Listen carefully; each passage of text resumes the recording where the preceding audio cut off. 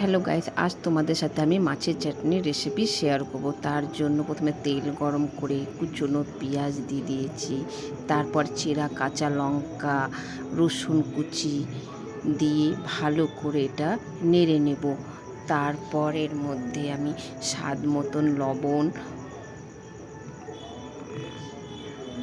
পরিমাণ মতন হলুদ দিয়ে এটা ভালো করে নেড়ে হালকা করে ভাজবো, বেশি ভাজবো না। বেশি ভাজলে এটা খেতে ভালো লাগে না। যখন এরকম হালকা ভাজা হয়ে যাবে তারপর এর মধ্যে আমি অল্প জল দিয়ে দেবো, বেশি জল দেবো না, অল্প জল দিয়ে যাতে আমার পেঁয়াজগুলো সিদ্ধ হয়ে যায়।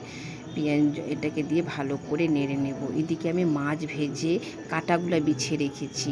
দেখো এই মাছ ভাজাগুলো এর মধ্যে দিয়ে দেব, দিয়ে এভাবে নাড়াচাড়া করে বেশ এভাবে করে তৈরি করে নামাই নেব। তারপর লেবু চিপে এর মধ্যে দিয়ে দেব, দিয়ে চামচের সাহায্যে ভালো করে এটা মেখে নেব।